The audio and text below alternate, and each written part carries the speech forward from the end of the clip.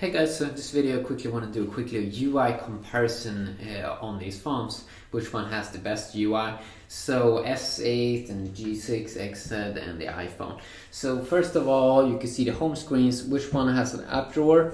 Well, most phones have an app drawer here. You do have an app drawer here on the S8, but it's a little bit hidden away. You have to swipe up like this. Back in the days, you usually had a button you tapped on, but you don't have that anymore. On the G6, you do not have an app drawer, which is so annoying because every app gets thrown out on the home screens, which is creating a lot of clutter, and it's just annoying. And then we do have the standard app drawer here, located in the center on the Xperia XZ, so it's very easy to find it and easy to search quickly for an app. Uses the Samsung phone. The Samsung phone actually has a little bit of a nicer keyboard, comparing it to the XZ keyboard here, which looks so lame. It's useless. I don't know. Samsung is just way better at optimizing the buttons. It just looks more classy. It looks just better. It's just superior. Okay, and then we do have the iPhone. The iPhone still with iOS 10.3 here, waiting for iOS 11. Probably gonna come a beta in September. No, in June. I mean, which is soon, a month or so, a little bit more. No, use a month maybe a little bit more, maybe 1 month, 10 days. But this one never had an app drawer, so it's confusing, with all of the apps on the home screens. Just like, I don't know, it's messy. And when I go down here on the top, you can also see the individual UIs on these phones. So first of all, the iPhone has made it simplified it with just a notification panel with iOS, and then a area here where you can see some quick information.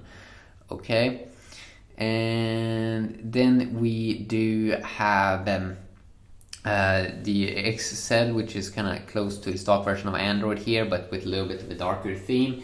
And then we do have LG's own UI. LG has done an amazing UI at copying Samsung, but made their own kind of twist to it. So definitely they have some designers that have made some very nice designs. And if I go into the settings here, you can kind of see also which one is the best. Most boring here is definitely the Sony phone. One of the best is the Samsung phone because it shows the details down below. Most colorful ones definitely is the iOS one, and the kind of like the in-between one is the G6. If we go back here, and if I just go to the multitasking page, you can see that the iPhone has scrolled to the side, and it's extremely smooth and fast on the latest version of iOS, even on other versions also.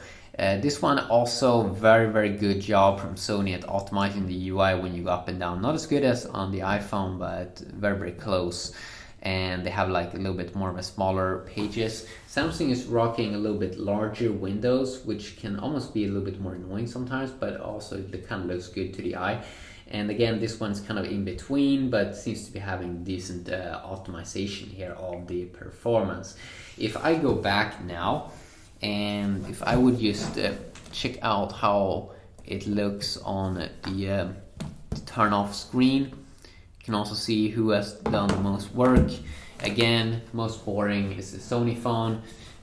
This one is most simple, is the iOS one, and the kind of like in between again is the S8 and the G6. So quickly a UI comparison there. Hopefully you did enjoy. I can also take a quick look here at how the lock screen looks like. So these days it's extremely identical on all phones. I mean, there's not really anything outstanding, but I gotta see like this with this the Sony phone is one of the best because you always have this always on display kind of, and always kind of see what goes on. So clearly that is the best way to quickly see the date, the battery, and the time, the useful things you need to know pretty quick. So Samsung has done the best job at that.